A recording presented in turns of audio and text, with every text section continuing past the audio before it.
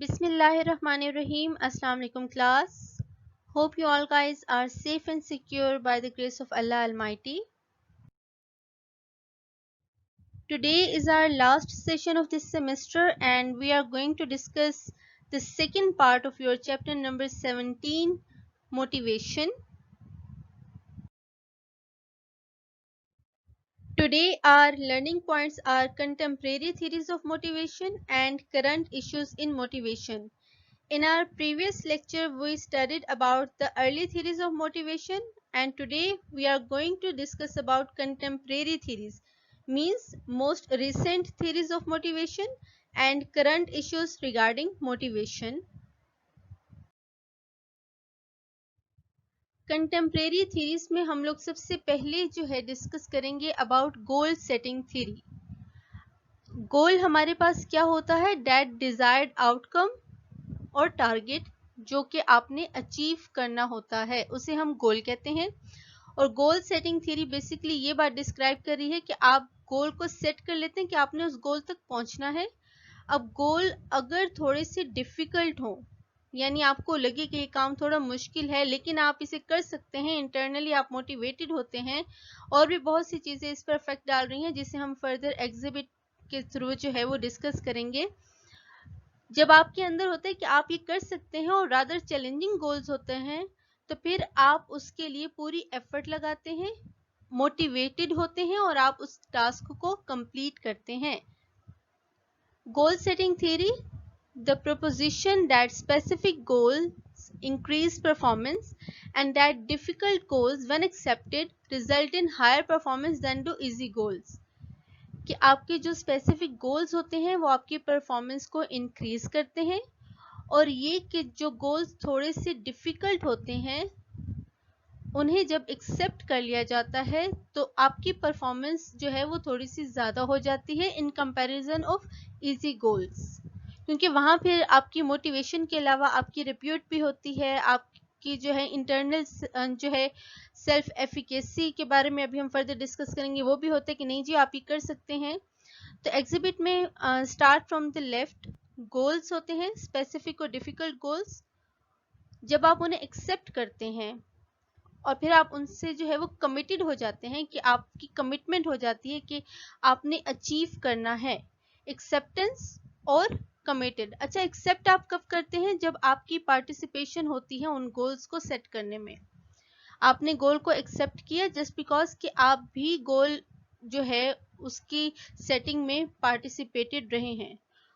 और committed to achieve, यानी individuals का जो है इंटरनल लोकस ऑफ कंट्रोल होता है, उन्हें लगता है कि हाँ जी हम ही कर सकते हैं, फेट वगैरह का जो है वो ज़्यादा रोल नहीं होता बल्कि हमारी अपनी जो मोटिवेशन है या हमारी अपनी जो एफर्ट्स हैं बेसिकली वो ज़्यादा इसमें मैटर करती हैं. और सेल्फ सेट गोल्स, आपको ऑर्गेनाइजेशन अगर कोई टास्क देती है कि आपने ये काम करना है तो आप वो अपना गोल भी सेट कर लेते हैं कि हाँ जी मैंने ये काम करना है. तो ऐसी सिचुएशन में आप कमिटेड हो जाते हैं आफ्टर एक्सेप्टिंग दैट गोल और इन दोनों की वजह से आप में मोटिवेशन आती है.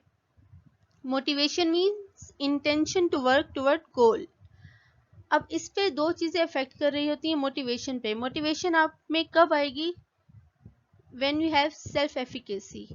अब सेल्फ एफिकेसी हमारे पास क्या है? Self efficacy basically an individual's belief that he or she is capable of performing task. आपका ये बिलीव होता है कि हाँ जी आप ये काम कर सकते हैं, तो ऐसी सूरत में ही आप मोटिवेटेड होते हैं. अदरवाइज अगर आपका खुद पे ट्रस्ट ही ना हो तो फिर मोटिवेशन तो दूर की बात है, आप शायद काम ही छोड़ के भाग जाएं.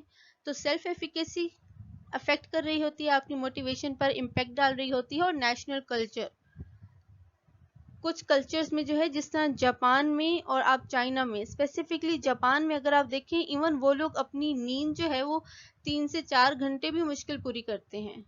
हमारे कुछ जो है at FSC level we had our teachers जो वहाँ गए थे एंड ही टोल्ड अस के उनके जो वहाँ रिसर्च वर्क में कोलीग्स थे ये काम करके चले जाते थे लैब्स से और उनके कोलीग्स पूरी पूरी रात खड़े होकर काम करते थे. नींद को भी उन्होंने सेक्रीफाइस कर देना कि पहले काम पूरा करना है, इतनी हद तक उनमें मोटिवेशन थी. तो आपका जो नेशनल कल्चर है वो इफेक्ट डाल रहा होता है आपके मोटिवेशन फैक्टर पर. आपकी सराउंडिंग में, आपकी तरबियत में ये सब चीज़ें आती हैं जो कि कल्चर के अंडर आता है। सेल्फ एफिकेसी और नेशनल कल्चर इफेक्ट डालते हैं मोटिवेशन पर, और जब आप बहुत मोटिवेटेड होते हैं तो आप दिल लगा के काम करते हैं, अच्छी तरह से काम करते हैं, पूरी एफर्ट्स के साथ काम करते हैं, जिसकी वजह से आपकी परफॉर्मेंस इंक्रीज होती है, हाई होती है, और आप अपना गोल अचीव कर लेते हैं। तो ये हमारे पास पूरी गोल सेटिंग थ्योरी थी कि गोल्स सेट हुआ, थोड़ा सा डिफिकल्ट गोल, उसके बाद आपने उसे एक्सेप्ट भी किया है, आप उससे कमिटेड भी हुए हैं, तभी आप मोटिवेशन पूरी आपको मिलती है, और फिर आपकी परफॉर्मेंस इंक्रीज होती है और आपका जो गोल है वो अचीव हो जाता है। Our next theory is reinforcement theory. It states that behavior is a function of its consequences. यानी आप जिस तरह से बिहेव कर रहे होते हैं उसका आप रिजल्ट देखते हैं कि उसका जो कंसिक्वेंस आपको मिलता है, आप उसकी बेस पर ये डिसाइड करते हैं कि आपने दोबारा इस तरह से बिहेव करना है या नहीं करना। यानी आपने बिहेव कर लिया, आपने एक काम कर लिया, उसका रिजल्ट अगर अच्छा है, आपको उसका रिस्पॉन्स अच्छा मिलेगा तो आप वो काम दोबारा करेंगे, मीन्स आपको मोटिवेशन मिलती है वो काम दोबारा करने की। और अगर उसका रिस्पॉन्स या उसका रिजल्ट और in simple terms you can say consequence अच्छा नहीं मिलता आपको, तो आप उस काम को दोबारा नहीं करेंगे, यानी डीमोटिवेट हो जाएंगे।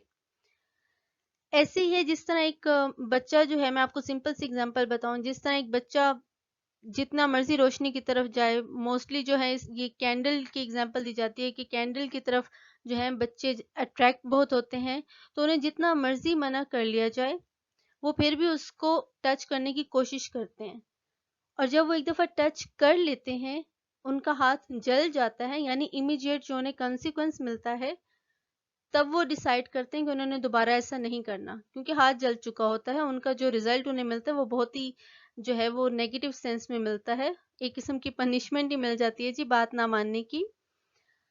लेकिन ऐसा कंसिक्वेंस जो इमीडिएटली फॉलो करता है बिहेवियर को, ये हम अदरवाइज सिचुएशन में देखेंगे, जो इमीडिएटली बिहेवियर को फॉलो करता है और प्रोबेबिलिटी को इंक्रीज करता है कि जो बिहेवियर है वो दोबारा रिपीट होगा, ऐसे कंसिक्वेंसेस को हम रीइंफोर्सर्स कहते हैं।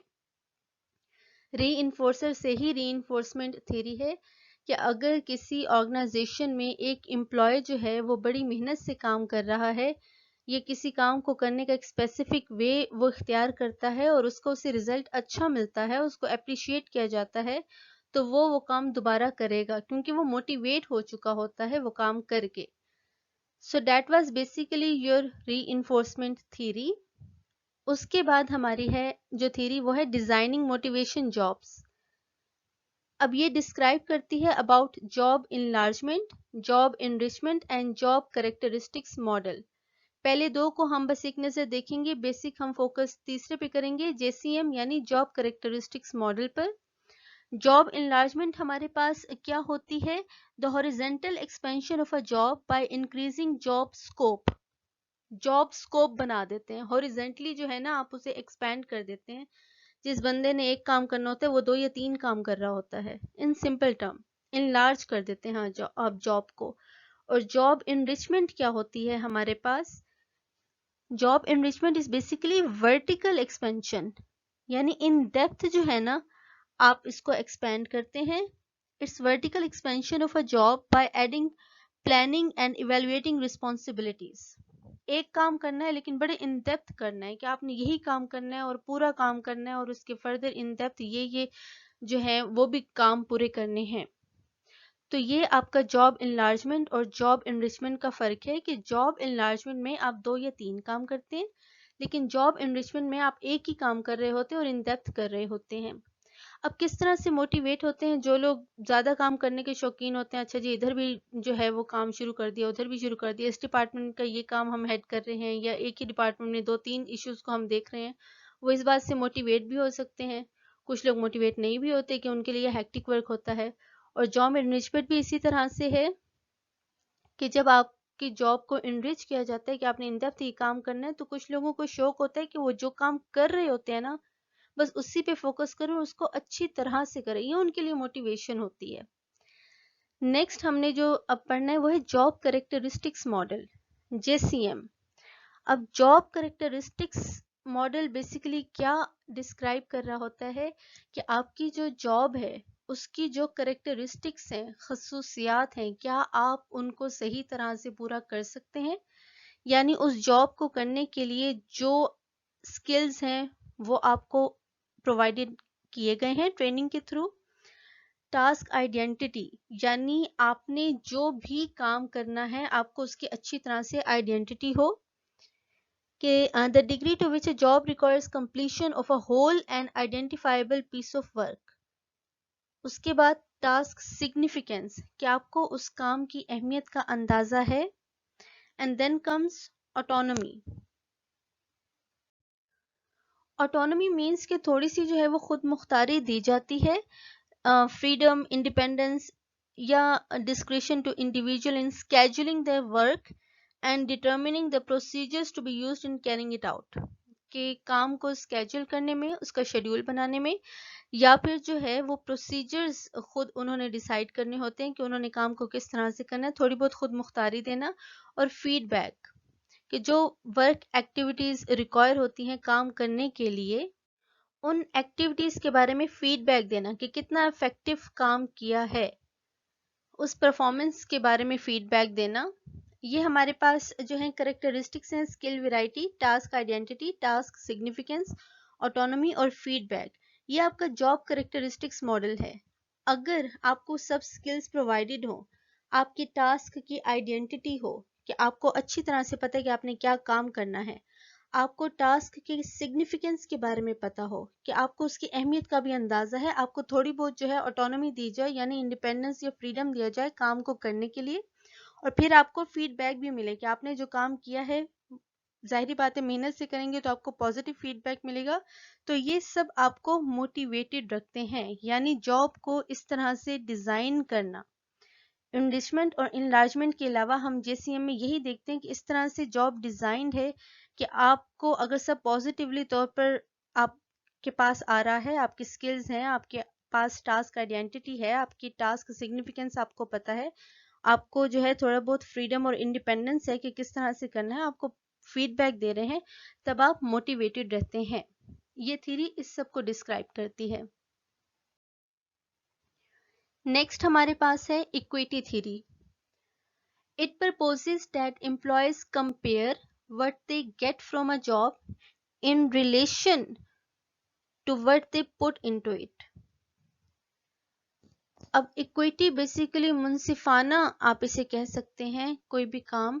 इक्वालिटी और इक्विटी में ये फर्क होता है कि इक्वालिटी बराबर के उसमें आती है, और इक्विटी ये होती है कि जो जितना हकदार है उसको उतना प्रोवाइड करना। तो इक्विटी थ्योरी भी इसी बेस पर है कि एम्प्लॉयज कंपेयर करते हैं कि उन्होंने जितना काम किया है क्या उन्हें उसके कंपैरेटिव सिला भी मिला है।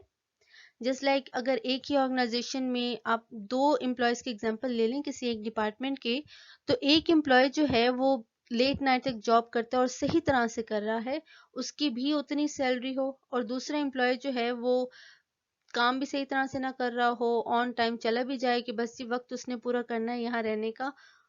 मोस्टली जो है ऑफिशियल जो हमारे गवर्नमेंट ऑफिशियल्स होते हैं, आप उसकी अगर एग्जांपल देखें तो इस तरह से जो लोग मेहनत करके काम कर रहे होते हैं ना, डाई हार्ड वर्क कर रहे होते हैं, तो वो थोड़े से डिमोटिवेटेड हो जाते हैं।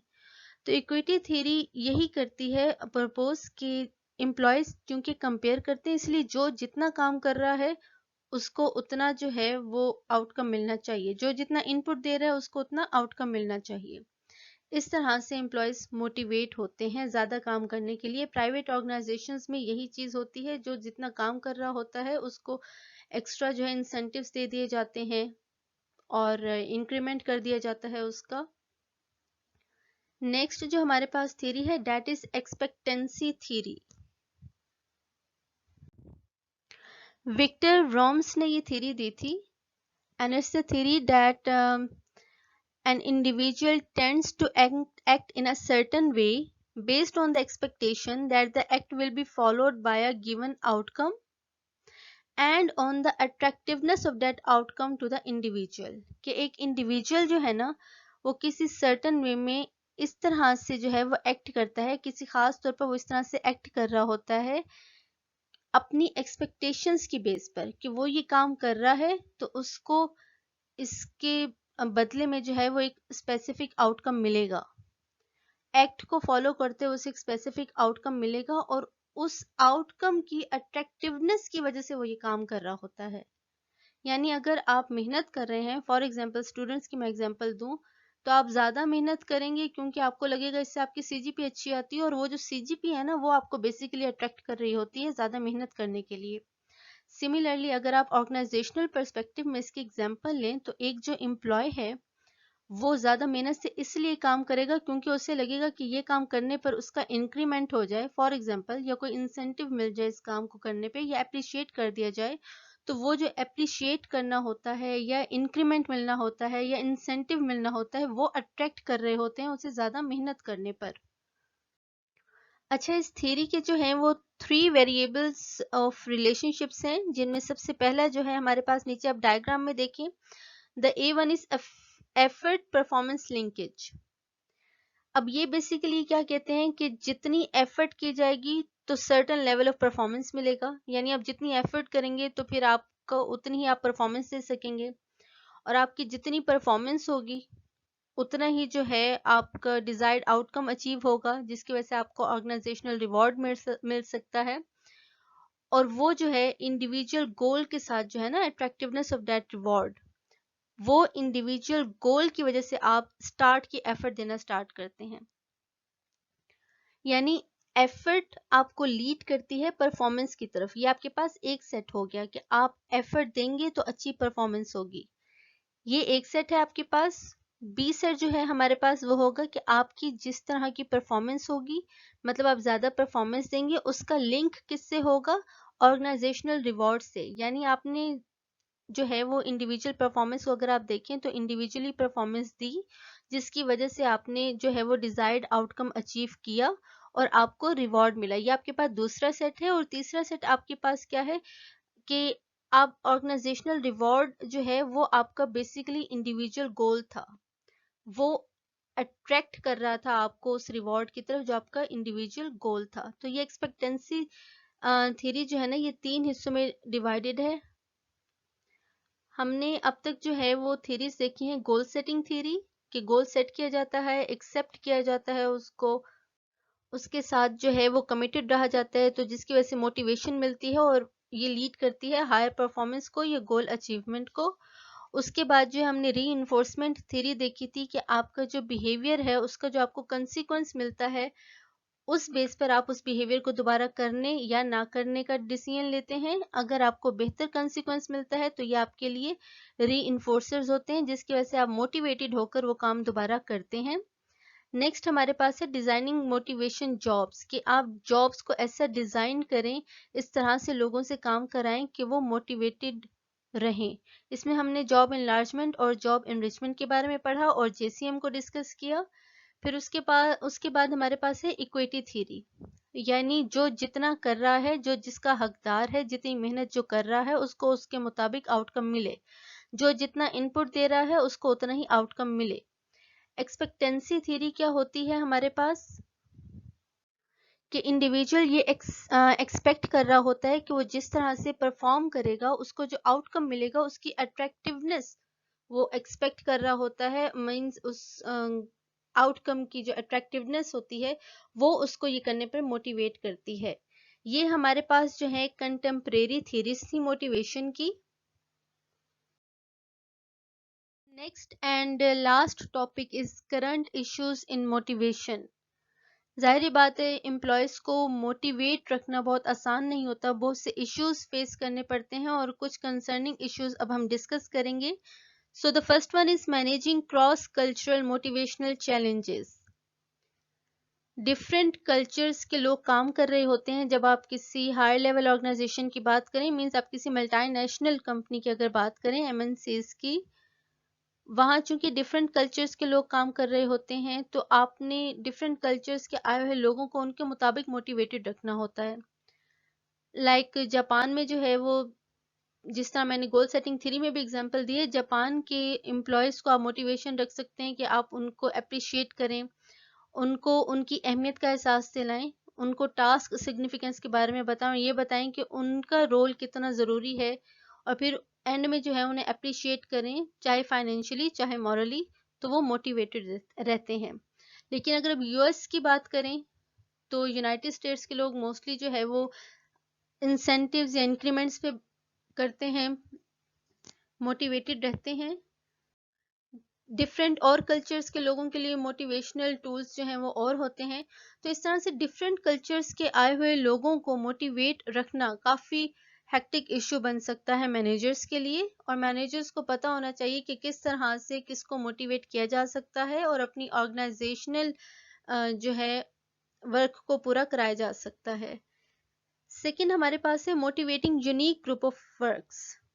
डिफरेंट वर्किंग ग्रुप्स होते हैं आपके पास, जिनमें से तीन का यहाँ जिक्र है, diverse workers, contingent workers and low skilled workers.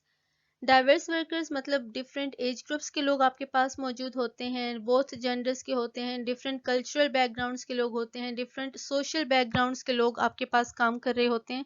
तो उन्हें उनके मुताबिक जो है ना आपने मोटिवेटेड रखना होता है। सेकंड जो है हमारे पास है वो है कंटिजेंट वर्कर्स। लास्ट लेक्चर्स में हमने इनके बारे में पढ़ा था, आज मैं फिर आपको रिमाइंड करा दूं। कंटिजेंट वर्कर्स आपके टेम्परेरी वर्कर्स होते हैं, लाइक फ्रीलांसर्स, या फिर वो लोग जब आपको काम की ज़रूरत होती है तो आप उन्हें बुला लेते हैं, ऑन कॉल रखते हैं आप ऐसे वर्कर्स को। तो उन्हें आप मोटिवेट कैसे कर सकते हैं? कुछ लोगों के लिए तो प्रॉब्लम नहीं है कि वो और जॉब्स भी साथ कर रहे होते हैं, फिर आप कहते हैं कि चलें हमारे पास ये एक्स्ट्रा काम आ गया तो हम और मनी बना लेंगे, वो उनके लिए प्रॉब्लमेटिक नहीं होता। लेकिन कुछ लोग जो सिर्फ इस चीज़ पे होते हैं कि जी हम इस ऑर्गेनाइजेशन के लिए काम कर रहे हैं, तो उनको मोटिवेट कैसे किया जा सकता है? ये उन्हें एश्योरेंस दिला के कि अगर बहुत अच्छा काम करेंगे तो आपको परमानेंट कर दिया जाएगा, और जाहिर बात है मेहनती लोगों की डिमांड भी होती है ऑर्गेनाइजेशंस में। उसके बाद है low skilled workers. Job characteristics model में हमने ये बात पढ़ी थी कि जो स्किल्स से रिलेटेड हैं, जॉब स्किल्स के, वो डिस्कस हमने किया था। तो अगर ऐसे वर्कर्स जिनके पास वो स्किल्स ना हो तो उनको मोटिवेट करना जो है ना वो थोड़ा सा प्रॉब्लमेटिक हो जाता है, इश्यू बन जाता है। इसके लिए फिर आपको उन्हें ट्रेनिंग देनी पड़ती है। जाहिर बात है जब काम सही नहीं कर रहे होंगे, जिस तरह से करना चाहिए, आइडियल वे में जिस तरह से करना चाहिए, तो आप उन्हें ट्रेनिंग दिलाते हैं, फिर उन्हें अप्रिशिएट भी करते हैं कि चलें अब आप बेहतर काम कर सकेंगे क्योंकि आप अच्छी तरह से सीख चुके हैं। क्योंकि किताबों से सीखना और इन प्रैक्टिकल फील्ड जो है वर्क करना और बात होती है। जब आपको जॉब मिल जाती है आपकी डिग्री के बेस पर, तो वहाँ जाकर जो है ऑर्गेनाइजेशंस में प्रैक्टिकल वर्क सीख कर वो एक्सपीरियंस लेकर काम करना इज समथिंग एल्स। तो आप इस तरह से जो है मोटिवेट करते हैं डिफरेंट वर्क ग्रुप्स को डिफरेंट वेज में। Next one is designing appropriate reward programmes. आप रिवॉर्ड प्रोग्राम डिजाइन करें। उसमें पहले तो है एम्प्लॉय रिकॉग्निशन प्रोग्राम। आप रिकॉग्नाइज करें अपने एम्प्लॉयज़ को, उन्हें सर्टिफिकेट दें, जिस तरह डिफरेंट ऑर्गेनाइजेशंस में होता है employee of the month, employee of the year. इस तरह से आप उन्हें रिकॉग्नाइज करें, उन्हें थोड़ी जो है वो सेल्फ रिकॉग्निशन जब मिलती है ऑर्गेनाइजेशन में तो वो और ज़्यादा मोटिवेटेड होते हैं। एंड नेक्स्ट वन इज़ पे फॉर परफॉर्मेंस। ये रिवॉर्ड प्रोग्राम क्या होता है कि आप अच्छा काम कर रहे हैं, आपको इंसेंटिव दे दिया जाता है उस काम का, आपकी जो है वो इंक्रीमेंट आपको मिल जाता है, थोड़ी सी पे बढ़ जाती है, तो परफॉर्मेंस की बेस पर आपको पे किया जाता है। ये कुछ इश्यूज थे और उन इश्यूज को किस तरह से सॉल्व करना है, इश्यूज रिगार्डिंग मोटिवेशन, वो हमने डिस्कस किए हैं। That was all for today. Hope you guys have understood today's lecture very well. Still, if you have any query regarding today's lecture, you guys are more welcome to ask in WhatsApp group. Take good care of yourselves. Fi amanillah. Allah Hafiz.